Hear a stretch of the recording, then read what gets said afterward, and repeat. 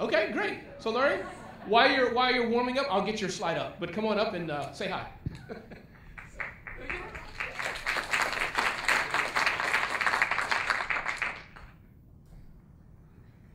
I used to be scared of speaking, and after the Shark Tank, I can do anything.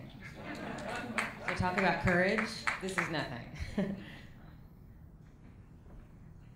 So much so that when you see this PowerPoint, you're going to think I thought I had the whole conference to talk, but I'm going to try to cram it into 10 minutes. I'm Lori Cheek, the founder, CEO, and boss of Cheeked. I was born in one of the smallest towns in the world. I went to architecture school, and 20 years ago, I decided I wanted to move to New York City to become a famous architect. So I packed up a U-Haul the day I graduated, drove straight to New York, just like any wise entrepreneur, going straight ahead and not looking back.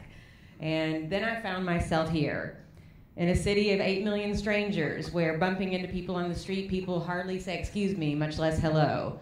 And I had to quickly find a way to start breaking the ice.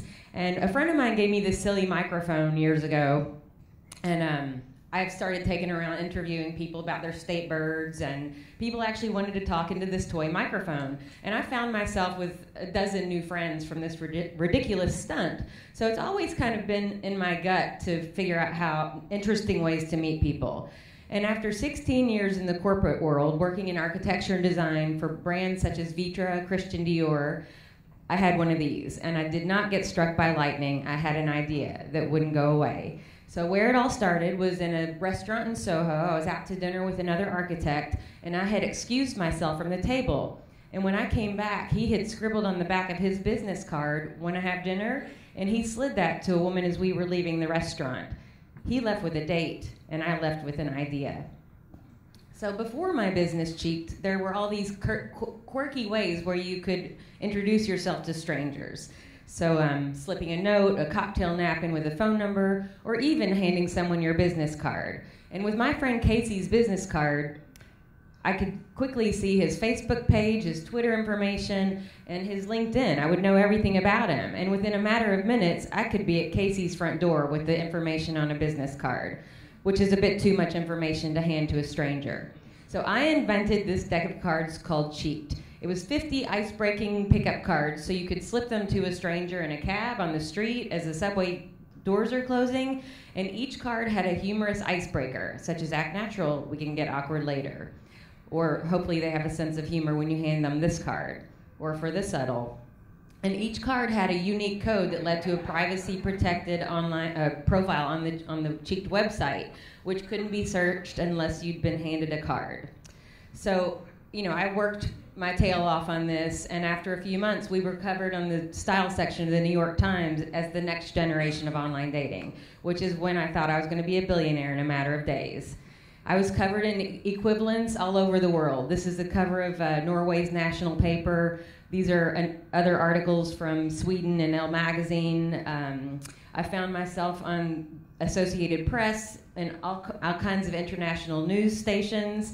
And my heart and soul was telling me, give up excuses and doubt and bulldoze forward. And I had to get creative, as I hadn't gotten any funding on how to get my business out. So I started slipping these cards into strangers' back pockets. Here's Russell Simmons with a Cheeked card in his front pocket. And the next morning we were covered in the Observer, and it said this is the way that the fashion set is meeting each other, through these cards. And then I hustled my tail off going to expos and exhibiting. I did exhibit, and I don't know, somehow I would end up in the paper. This is in the Washington Post from going to DC and standing there in an expo. I was practicing my pitch in front of a computer on a rooftop, and then I found myself winning all kinds of pitch competitions all over the world. This is the International Startup Festival, and I got to pitch as one of the finalists on stage in front of 1,000 people. This is me finding my way with Flo Rida, this pop singer, and I stayed on stage dancing with him. He pulled me up on stage until I could get one of those cards in his back pocket.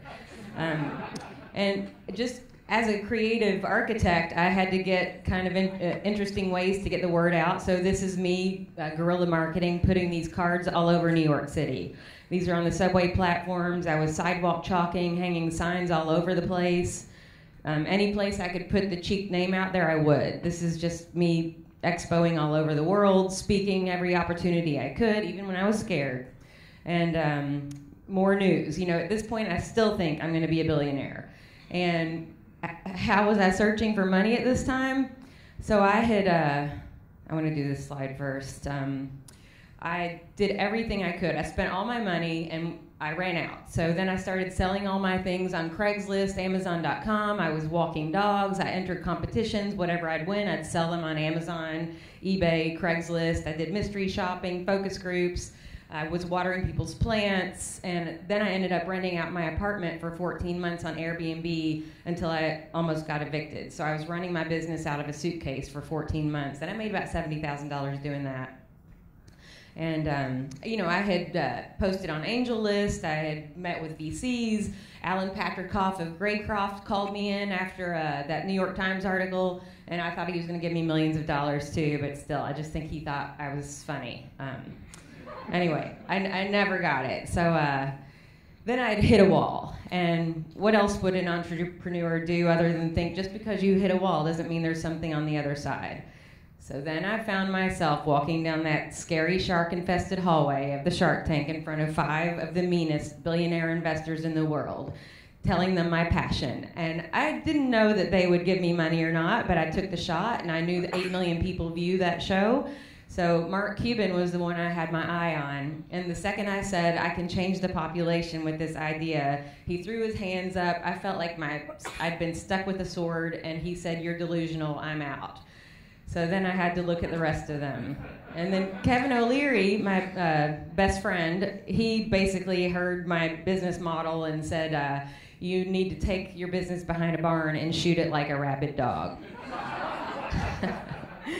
So I basically walked off the set and I said, "Trust you will all see me again." And I turned around and walked off. And I mean that to this day. They will all see me again somewhere.